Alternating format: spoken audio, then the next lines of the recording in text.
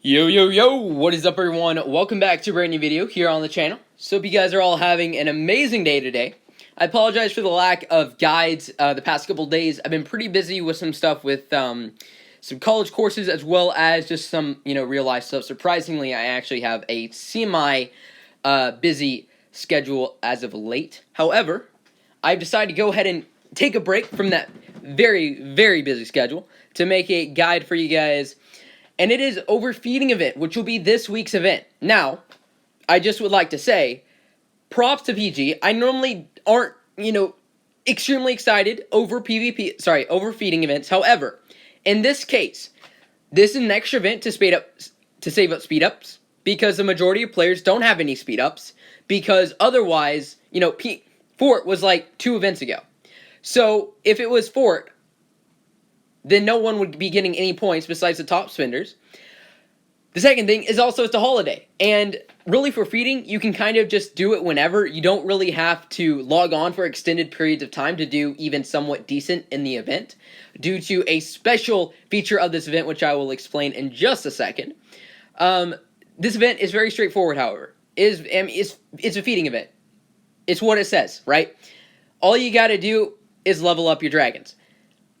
There's just some, helpful tips, strategies that you might want to think about when trying to do this event. And I just wanted to also mention, I know it's a long intro, but Alleviates on Instagram mentioned a surprise. Now, normally surprises are like, yay, right? Like anywhere besides this game, surprises are awesome. Normally, it, gives us something that you want, like a surprise birthday party, surprise this or that. With PG, they have mastered the ability to surprise the entire player base and throw something at them no one expected. But they have not mastered completely the idea of that item or that thing that they're releasing as a surprise actually being useful or something that the community wants. So we're going to have to see. I'm not exactly sure what it is yet. I don't believe anyone has said. But fingers crossed it is something at least somewhat decent. Not like, something that screws over the entire community. But we'll have to see. Alright, anyways. On to the feeding event. So if you want a lot of food, my first suggestion is if you can at all, be on the first, an hour. The first hour or so during food events and food events and fortification events is when people have full farms, full everything, because they've been waiting for the event to start, but let's say they've logged off. A lot of people in the US at least are working, and I know in other countries they're asleep. So there is a ton of food when it starts.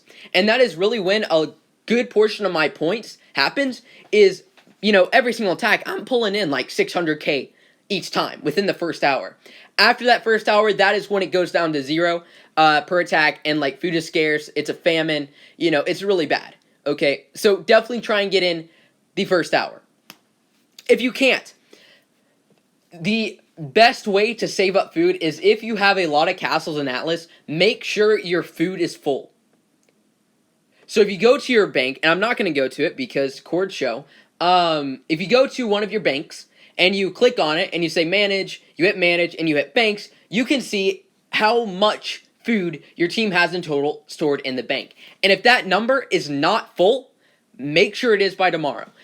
Because that, really the banks are extremely beneficial because what you can do is, let's say after the first hour, okay, and you have dragons like me that take, a solid almost 2 million food. Farming up that much at one time is very difficult. Why? Because people steal it. Because they are all hungry wolves. So what you can do is, as you farm up food, let's say you get 100k randomly from an attack or from your farms, send it to the bank. And then once you send enough into the bank to level up one of your dragons, you either have, yourself, if you have the ability to, or one of your officers to send the food back. And that is a way to kind of keep everyone accountable for how much they're putting in. You can check the ledger, whatever, but it is really helpful. That way you don't have to try and let it sit in your vault, which more than likely, if someone sees you have, even 200k showing, they're going to hit it, right? And if you're out attacking, it's not guaranteed you're going to see the banner and try to use it. So keep that in mind. Definitely use the banks. Now, the biggest suggestion that I have, and a lot of people, bye-bye event. A lot of people know this, but just in case you don't, you get points for leveling up your dragons using food. You do not get points for using evolution stones. You do not get points for using evolution stones. That's a question I always get. But you don't get points for that, but you do get points for feeding your perches. Now, I have seen someone who just fed their perch continually the entire event. They didn't level up a single dragon. They just fed their perch. And I think they got to the legendary glyph. So what that means is that if you are a decent, again, this guy was a higher level, so, as you grow up in levels, the more food you can feed at once. So it really depends on how far you are into the game. But regardless of where you are, if you can't farm up a ton of food, let's say you're at Thanksgiving dinner and you don't have a lot of time to farm up, 2 million food at once, whenever you get enough food to feed your dragon on your perch, just feed them. Just keep it going continually. And really, this adds up. Let's say you don't have a ton of XP saved on your dragons. Just feed your perches. It is the best way to get points in this event for most players. Now, another sort of strategy. Again, this event is very straightforward. There aren't a ton of tips really. But I would suggest, if you have some extra time today, I have actually been out, as you can see, I've not done a single multiplier. But if you have some time today or tomorrow or whenever, try and get as many multipliers done as possible on dragons. Let's say you're in Garnet tier, but you have some Sapphires that need some attention and need some XP. Well, after you finish all the Garnet multipliers, start working on some Sapphire ones.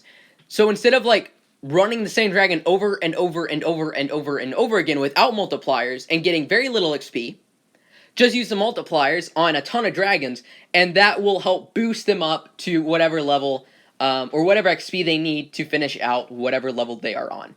And again, it really adds up. I'm currently stacking up XP on this guy. I'm using him to farm shards and all that. So it kind of it depends on what dragon it is, but make sure you have some XP just in case you want to get, to let's say one of the higher price tiers.